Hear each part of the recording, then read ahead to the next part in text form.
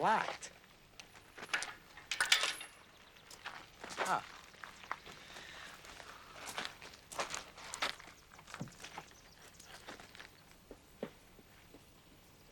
There we go. What can I do for you boys? We're here to see Mr. Flower. You're the two from New York? You got it straight from the Carlisle Hotel. Well, what about the car, then? What about it? Well, I was wondering, you're from New York, and the license plates on the car say Minnesota, land of 10,000 lakes. It seems to me like that's in the opposite direction. You got a problem, Chief? What the fuck difference does it make where the car comes from? You don't have to get huffy, fellow. I'm just doing my job. We can't have no uninvited guests sneaking through the gates. We got an invitation.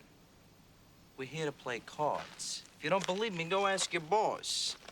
Flower or Stone, doesn't matter which. Both personal friends of mine. His name is Jack Potsy. He must have been told he was expected.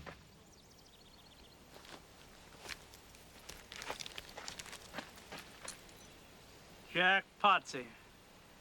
What about you, fella? I'm Jim. It's my brother, all right? I called to say he was coming.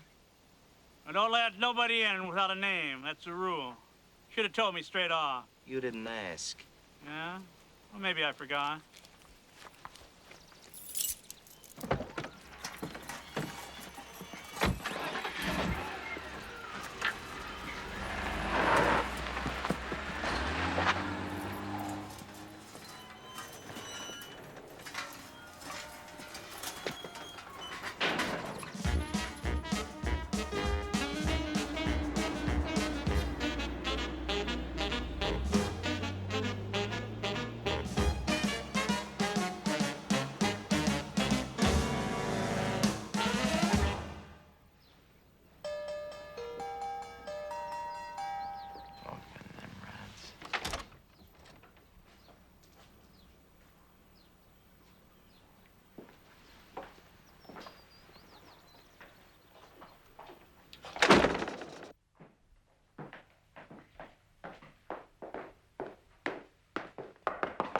Yes.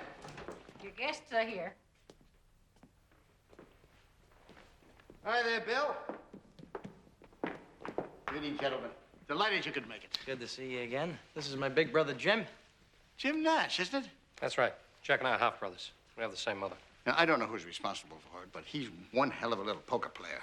I got him started when he was just a kid. Jim was my mentor, taught me everything I know. Beats the living daylights out of me now. I don't even dare to sit down at the same table with him anymore. Mr. Nash. Hello. Willie Stone. Nice to see you again, Jack. Willie? Awfully glad you could make it. Oh.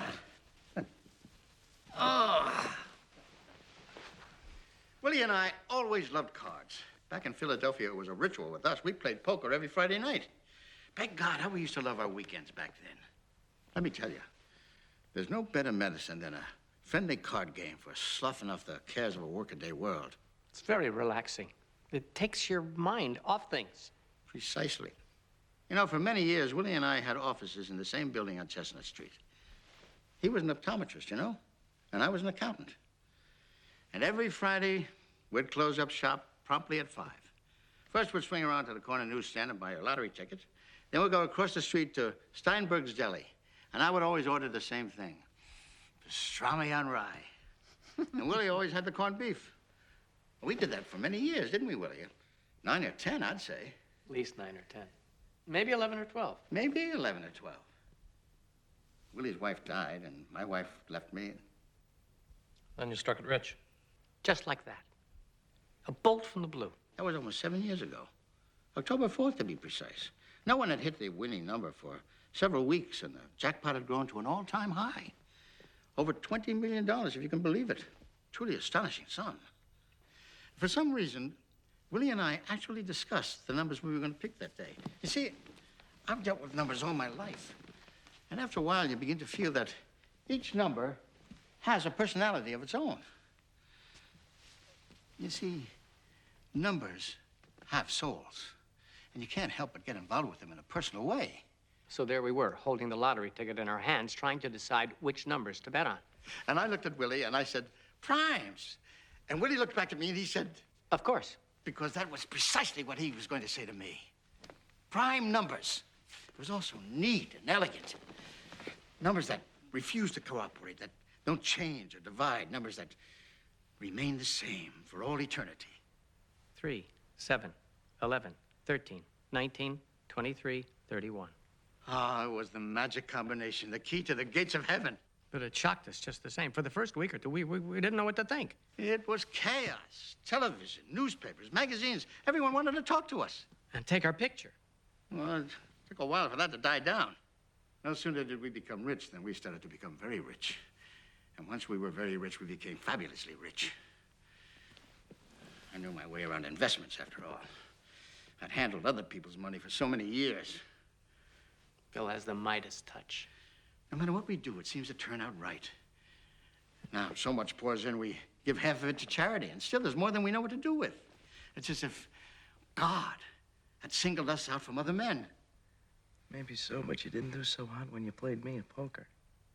That's true. That's very true. In these past 7 years is the one time our luck has failed us. That's why we're so keen on this rematch. What makes you think anything's gonna be different this time? We took lessons. Lessons? From a man named Sid Zeno. Have you ever heard of Don't him? worry about it.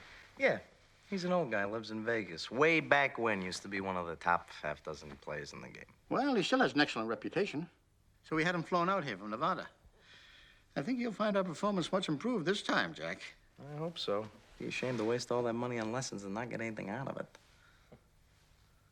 At one point, I asked him if he had ever heard of you, and he confessed he didn't know your name. Well, Sid's a little out of touch these days.